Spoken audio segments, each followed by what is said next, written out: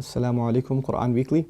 I wanted to share with you an ayah and some insights from this ayah that belongs to Surah Al-Isra, the 17th surah. This is the 32nd ayah. وَلَا تَقْرَبُوا الزِّنَا إِنَّهُ كَانَ فَاحِشَةً وَسَاءَ سَبِيلًا. Belongs to a passage in the Quran that are kind of the equivalent of the 10 commandments that you probably heard the famous phrase. Some Sahaba call them the equivalent of what the essential teachings that were given to Musa alayhi salam. Interestingly, they belong to a surah that's also called Bani Israel, the sons of Israel. Anyhow, this particular ayah, Allah says, don't even go near fornication, adultery, az-zina. Don't even go near it. He doesn't say la tazinu, don't do adultery, don't commit adultery. He says don't go near it. In other words, there's the act itself, and then there is a series of smaller acts that lead to it. It's got a perimeter around it, and you can't even go close to it. One has to understand the language of the Quran and the sensitivity in which it deals with this subject to appreciate the wisdom of Allah Azza wa Jal and how He's counseling us in dealing with this problem. Allah Azza wa Jal is telling us there are certain things that in and of themselves are not haram. You're not going to be able to pinpoint it and say it is wrong. But when you get involved in it, you're going to get sucked into a gravitational field, and it'll pull you in slowly and surely, little by little by little, and eventually it'll get you. Eventually it'll come at you. You know, one of the things we learn about shaitan that is remarkable to me is that he's extremely patient. He won't get you one shot. He'll come at you and he will put a little bit and a little bit and a little bit and a little bit until he destroys your character. He won't come and make you do the wrong thing right away. You know? Even in the story of Adam alayhi salam and Hawa, inshallah one day we'll do that story and some of the wisdoms from that story in the Quran. The way he approached them in Surah Al-A'raf is really interesting. He was relentless. It wasn't just one time. Like we assume that he just came and said, hey, tree, doesn't it look good? And he was gone. No. He was extremely relentless.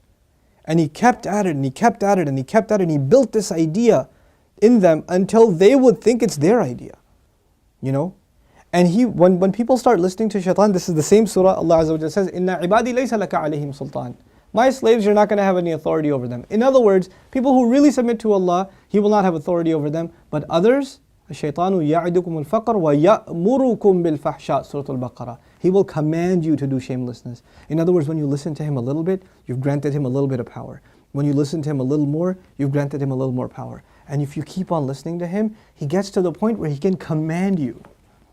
You will find yourself, I can't even help myself, Brother Nouman. I can't even help myself. I don't even know. I don't know how to turn the computer off. I don't know what makes me do that every night. I don't know what makes me do this or that. I don't know what makes me go there. Go into that chat session, you know. Go and log into that, horrific website. Go watch that filth. Why do I end up doing that? Why can't I lower my eyes when I'm in an elevator? When I'm walking down the street? I can't even help myself. I don't know what to do. That's when you know shaitan's got a pretty good hold on you. He's got a pretty solid hold on you. And you've been sucked into a really, a vicious cycle. It's just getting worse and worse and worse and worse and worse. And you're not addressing it, and it's making the problem worse. And it's destroying your spirituality altogether. Your relationship with Allah depends on a heart being clean. Every time you're exposed to filth, more dirt, more blackness, more covers are poured on top of your heart. And it keeps on pouring and it keeps on pouring and it keeps on pouring to the point where you're listening to the word of Allah and you can't get yourself to even shed a single tear. It won't come because your heart has been made so hard because of all the exposure to filth, all the sin that your eyes are taking in all the time. And you don't even care anymore. You know, a good heart, when it sees something inappropriate that doesn't coincide with the commandments of Allah, it is disturbed. It's not attracted, it's disturbed. It says, no, that's wrong. Immediately the conscience kicks in, the alarm goes off. But when you're at the point, when you're by yourself and you feel no guilt doing it, you just don't feel anything. You don't feel that it's wrong. The only thing before you stare at a sister, you look around like, is anybody else watching? And then you take a good look.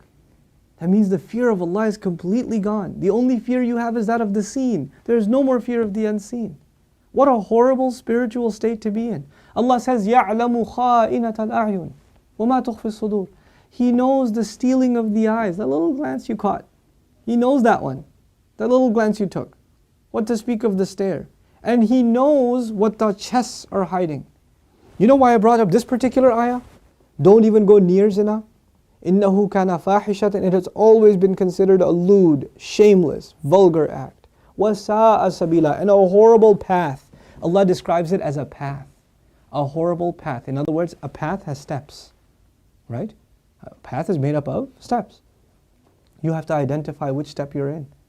What makes you get into this? You know, and for each of you, there's a process, there's a cycle. You're in a room by yourself. You know, you're after school. You've got a couple of hours before your parents get home. You know, you're among a bunch of friends that don't have any standards. You have to identify what leads you to this sin every time, and you have to cut it in its tracks. You have to stop going down that path. وَسَاءَ سَبِيلًا. What's amazing to me about this ayah, where it's situated. Right after this ayah, Allah says, don't murder people.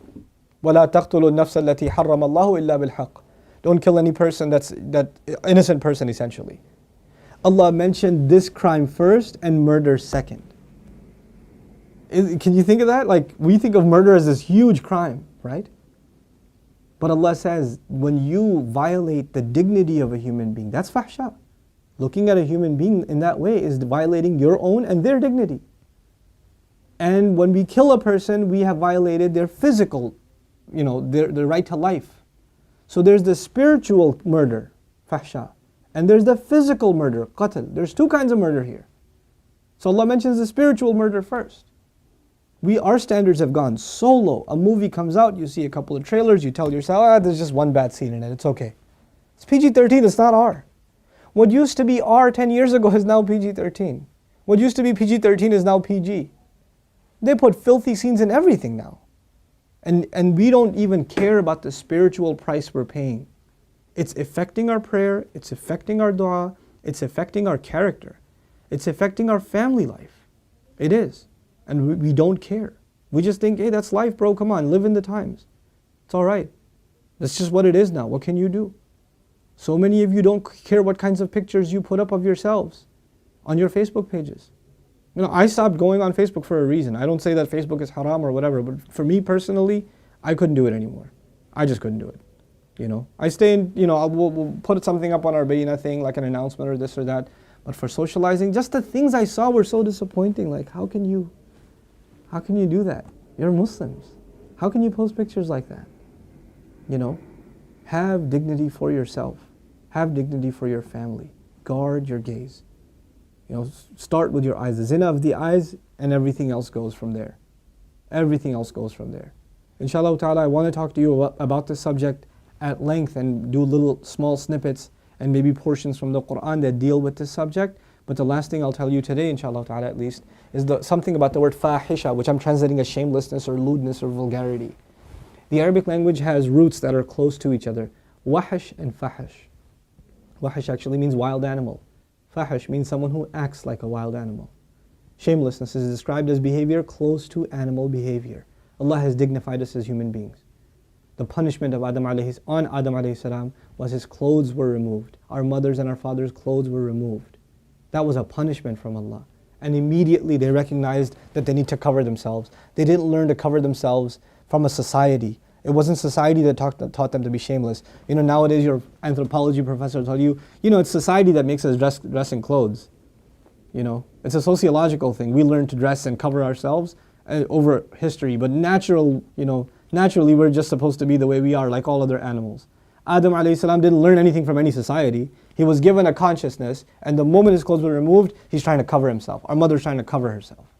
We are supposed to be a people that guard ourselves with covering, and we dignify others by not looking at them. Even if they don't have dignity for themselves, we should have dignity for them and not look.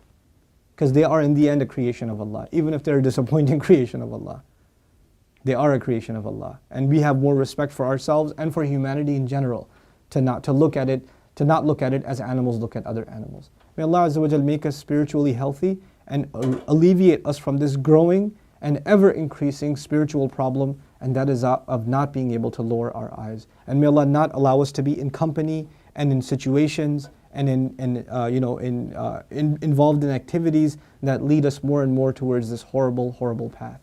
May Allah Azza wa Jal clean our way or ease our way to a purer and healthier spiritual life. Barakallahu li wa lakum. Wassalamu alaikum, Quran Weekly. Assalamu alaikum, Quran Weekly. The Prophet ﷺ told us, "Ad-dallu ala al-khayr kafa'ilihi."